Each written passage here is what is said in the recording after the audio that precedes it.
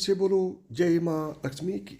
दोस्तों, आज हम आपको सामुद्रिक शास्त्र के अनुसार सौभाग्यशाली महिलाओं के शरीर के लक्षणों के आधार पर उसके भविष्य एवं उसके व्यक्तित्व की जानकारी देने वाले हैं। दोस्तों, भारतीय संस्कृति में शुभ अशुभ व शकुन अपशकुन जैसी बातों को काफ़ी महत्व दिया गया है। हमारा ज्योतिष शास्त्र इतना समृद्ध है कि इसमें हर चीज़ के पीछे छिपे अर्थ को विस्तार से बताया गया है। हमारे आसपास जितनी भी बातें घटित होती हैं उनका संबंध हमारे निकट भविष्य से अवश्य ही जुड़ा हुआ होता है। हमारे शरीर पर के कुछ चिन्हों का या तिल का हमारे शरीर की बनावट में भी कुछ ना कुछ अर्थ छिपा हुआ होता है। ईश्वर ने हर मनुष्य के शरीर की बनावट अलग अलग तरीके से की है।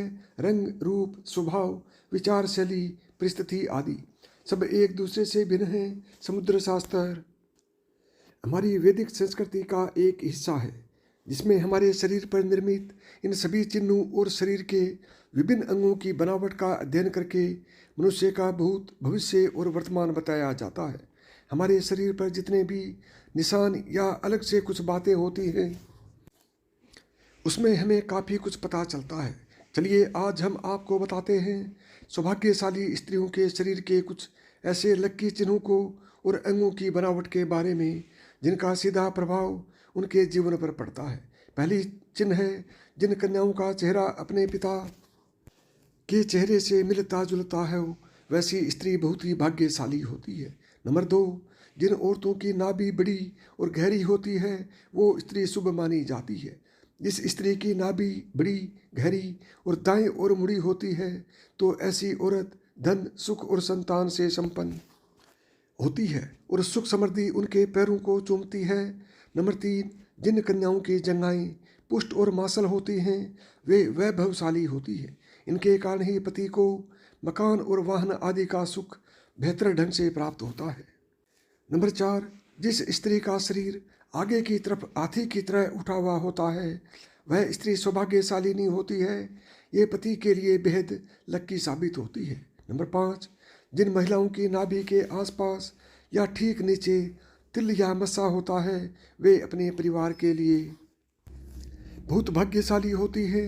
नंबर 6, यदि आप कन्या को देखने के लिए जाते हैं तो इस बात का ध्यान रखा जाना चाहिए कि उसके पैरों की कनिष्ठा यानी छोटी अंगुली भूमि को स्पर्श करती हो तो ऐसी स्त्री शुभ मानी जाती है।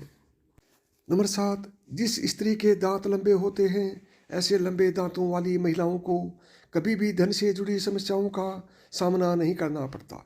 नंबर 8, जिन लड़कियों के पैरों में शंख, कमल या चक्र का चिन्ह होता है वे बहुत भाग्यशाली मानी जाती हैं। ऐसी लड़कियां जीवन में काफ़ी तरक्की करती हैं। नंबर 9, जिन महिलाओं के बाल लंबे होते हैं उन्हें भाग्यशाली माना जाता है। ऐसी महिलाओं को अपने भाग्य से सब सुख और आनंद मिलता रहता है। नंबर 10, जिन युवतियों के नेत्र कमल की तरह पखुंडी के समान और उनके बीच का स्नान दूध के समान होता हो, दूध के समान सफ़ेद होता हो, वे कन्याएं पति के लिए भाग्यवर्धक होती है। नंबर 11, जिन लड़कियों का ललाट समतल और सिंदूर लगाने वाला स्थान कुछ उन्नत होता है वे स्त्री सौभाग्यवती होती हैं। इनके सुहाग की उम्र लंबी होती है। नंबर 12, यदि कन्या के बाल बोरे की तरह काले मेघमय हों और कुंड के समान मुड़े हों तो ही ये बड़ा ही शुभ माना जाता है। नंबर 13, जिन स्त्री के कान लंबे ऊपर से चौड़े और नीचे से नुकीले होते हैं ऐसी महिलाएं काफ़ी भाग्यशाली होती हैं। उनकी उम्र काफ़ी लंबी होती है। नंबर 14, जिस स्त्री की गर्दन लंबी होती है उसे मंगलकारी माना गया है। शास्त्रों के अनुसार जिन कन्याओं की गर्दन लंबी होती है वे ऐश्वर्यशालिनी होती हैं। इनके रहते पति को कभी पैसों की कमी नहीं होती। नंबर 15, जिन महिला के पैरों की एड़ियाँ गोलाकार और कोमल होती हैं वैसी स्त्री सारी उम्र सुख सुविधाएं भोगती है। इनके इस गुण के कारण परिवार को भी लाभ होता है। नंबर 16, जिन औरतों के पैर का अंगूठा उठा हुआ गोल और लालिमा लिए होता है वो परिवार के लिए भाग्यशाली साबित होती है। नंबर 17, जिन स्त्रियों की एड़ियाँ सर्पाकार और पैर में त्रिकोण चिन्ह होता है ऐसी स्त्रियां भी बहुत किस्मत वाली होती हैं। त्रिकोण का चिन्ह चतुराई का सूचक होता है, जो अपनी बुद्धि और समझदारी से अपने घर परिवार को खुशहाल बनाती हैं। नंबर 18, जिन औरतों की आंख बड़ी होती है वह काफ़ी दयालु प्रवृत्ति के होते हैं। उनके अंदर दान और परोपकार की भावना हमेशा रहती है। वह अपने साथ साथ अपने परिवार की भी अच्छे से ध्यान रखती हैं। जिस घर में उनकी शादी होती है वहाँ धन की कोई समस्या नहीं होती। नंबर 19, जिन स्त्रियों के शरीर के दाहिनी ओर की तुलना में बाईं ओर अधिक तिल होते हैं, ऐसी लड़कियों को परिवार के लिए बहुत भाग्यशाली माना जाता है। वे अपने ससुराल वालों के लिए भी बहुत भाग्यशाली हैं। इनके परिवार में सुख सुविधाओं की कभी कमी नहीं होती। नंबर 20, जिन महिलाओं के लंबे पैर होते हैं वह माँ लक्ष्मी का स्वरूप मानी जाती है। इनका विवाह जिस भी घर में होता है वहाँ कभी भी धन की कमी नहीं रहती। नंबर 21, महिला के माथे के बीचों बीच तिल होता है, उसका विवाह अत्यधिक धनी और संपन्न व्यक्ति से होता है।